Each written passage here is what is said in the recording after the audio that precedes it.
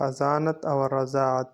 حضور صلی اللہ علیہ وسلم کے ولادت بسعادت کے بعد 3-4 روز تک آپ صلی اللہ علیہ وسلم کی والدہ ماجدہ نے آپ صلی اللہ علیہ وسلم کو دودھ پلایا۔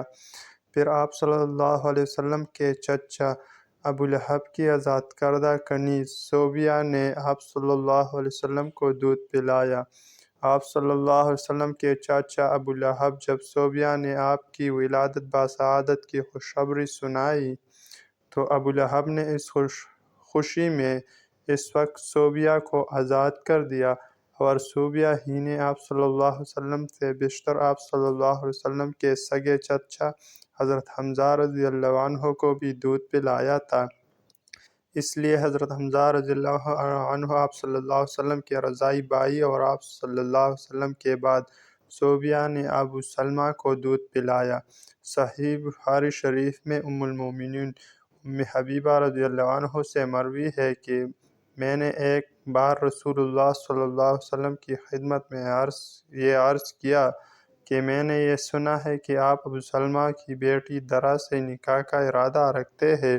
آپ صلی اللہ علیہ وسلم نے بطور تعجب فرمایا کہ ام سلمہ کی بیٹی سے جو میری تربیت میں ہے، اگر درا میری ربیبہ نہ ہوتی تب بھی میرے لیے حلال نہیں ہو سکتی، کیونکہ وہ میرے رضاعی بھتیجی ہے، اس لیے کہ مجھ کو اور اس کے باپ ابو سلمہ کو صوبیہ نے دودھ پلایا ہے۔ ابن عباس رضی اللہ عنہ سے مروی ہے کہ نبی اکرم صلی اللہ علیہ وسلم سے عرض کیا گیا کہ اگر آپ صلی اللہ علیہ وسلم حضرت حمزہ رضی اللہ عنہ کی بیٹی سے نکاح فرما لے تو کیسا ہے؟ تو آپ صلی اللہ علیہ وسلم نے فرمایا وہ میری رضاعی بھتیجی ہے۔ صوبیہ کے اسلام میں علماء کا اختلاف ہے۔ حافظ ابو مندہ رحمہ اللہ نے صوبیہ کو صحابیات میں ذکر کیا ہے، واللہ سبحانہ وتعالی اعلم۔ نبی اکرم صلی اللہ علیہ وسلم صوبیہ کا بہت اکرام فرماتے تھے۔ حضرت خدیجہ رضی اللہ عنہا سے نکاح ہو جانے کے بعد صوبیہ آپ صلی اللہ علیہ وسلم کی خدمت میں حاضر ہوا کرتی تھی۔ ہجرت کے بعد بھی مدینہ منورہ سے آپ صلی اللہ علیہ وسلم صوبیہ کے لیے کبھی ہدیہ بھیجتے۔ جب مکہ مکرمہ فتح ہوا تو آپ صلی اللہ علیہ وسلم نے صوبیہ اور ان کے بیٹے مسروق کو دریافت کیا۔ معلوم ہوا کہ دونوں کا انتقال ہو چکا ہے۔ پھر فرمایا اس کے اقارب میں سے کوئی زندہ ہے تاکہ اس کے ساتھ کچھ سلوک اور احسان فرمائے۔ معلوم ہوا کہ اس کے حویش و اقارب میں سے کوئی زندہ نہیں۔ مرنے کے بعد ابو لہب کو کسی نے خواب میں دیکھا کہ نہایت بری حالت میں ہے۔ پوچھا کہ کیا حال ہے؟ ابو لہب نے کہا میں نے تمہارے بعد کوئی راحت نہیں دیکھی مگر صرف اتنی کہ صوبیہ کے آزاد کرنے کی وجہ سے سر انگشت کی مقدار میں پانی پلا دیا جاتا ہے، یعنی جس انگشت کے اشارے سے آزاد کیا تھا اس قدر مجھ کو پانی مل جاتا ہے۔ علامہ سہیلی رحمہ اللہ فرماتے ہیں کہ ایک بار حضرت عباس رضی اللہ عنہ نے ابو لہب کو خواب میں دیکھا کہ بہت ہی بری حالت میں ہے اور یہ کہتا ہے کہ میں تمہارے بعد کوئی راحت نہیں دیکھی مگر یہ کہ ہر دوشنبہ کو عذاب میں تخفیف ہو جاتی ہے۔ صوبیہ کے بعد حلیمہ سعدیہ نے آپ صلی اللہ علیہ وسلم کو دودھ پلایا۔ عرب میں یہ دستور تھا کہ شرفاء اپنے شیرخوار بچوں کو ابتدا ہی سے دیہات میں بھیج دیتے تھے تاکہ دیہات کی صاف اور شفاف آب و ہوا میں ان کی نشوونما ہو سکے، زبان ان کی فصیح ہو اور عرب کا اصلی تمدن اور عربی خصوصیات ان سے علیحدہ نہ ہو۔ ابو بکر صدیق رضی اللہ عنہ نے ایک مرتبہ عرض کیا کہ یا رسول اللہ صلی اللہ علیہ وسلم، آپ کی زبان نہایت فصیح ہے۔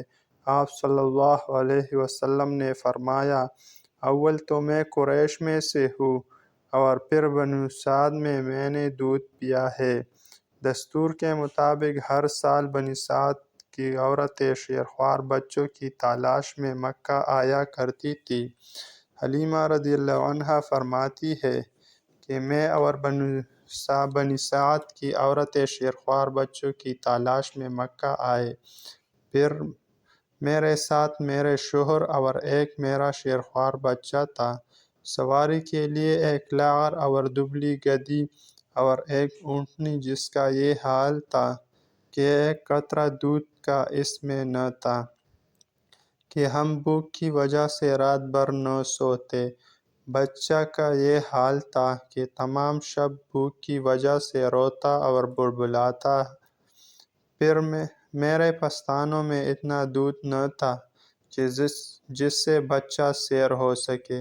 کوئی عورت ایسی نہ رہی کہ جس پر آپ صلی اللہ علیہ وسلم پیش نہ کیے گئے ہو، مگر جب یہ معلوم ہوتا کہ آپ صلی اللہ علیہ وسلم یتیم ہے تو فوراً انکار کر دیتی کہ جس کے باپ ہی نہیں اس سے حق الخدمت ملنے کی کیا توقع کی جائے۔ مگر یہ کسی کو معلوم نہ تھا کہ یہ یتیم نہیں ہے بلکہ در یتیم ہے، اور یہی وہ مبارک مولود ہے کہ جس کے ہاتھوں میں کیسر و کسریٰ کے خزائن کی کنجیاں رکھی جانے والی ہے۔ دنیا میں اگرچہ اس کا کوئی والی اور مربی اور حق الخدمت دینے والا نہیں، مگر وہ رب العالمین جس کے ہاتھ میں تمام زمین اور آسمان کے بے شمار خزائن ہے، وہ اس یتیم کا والی اور متولی ہے، اور اس کی پرورش اور تربیت کرنے والوں کو وہم و گمان سے زیادہ حق الخدمت دینے والا ہے۔ سب عورتوں نے شیرخوار بچے لے لیے، صرف حلیمہ سعدیہ رضی اللہ عنہا خالی رہ گئی۔ جب روانگی کا وقت آیا تو حضرت حلیمہ کو خالی ہاتھ جانا شاک معلوم ہوا۔ یکایک غیب سے حضرت حلیمہ کے دل میں اس یتیم کے لینے کا نہایت قوی داعیہ اور شدید تقاضا پیدا ہو گیا۔ حضرت حلیمہ نے اپنے شوہر سے جا کر کہا، خدا کی قسم میں ضرور اس یتیم کے پاس جاؤں گی اور ضرور اس کو لے کر آؤں گی۔ شوہر نے کہا، اگر تو ایسا کرے تو کوئی حرج نہیں، امید ہے کہ حق جل شانہ اس کو ہمارے لیے خیر اور برکت کا سبب بنائے۔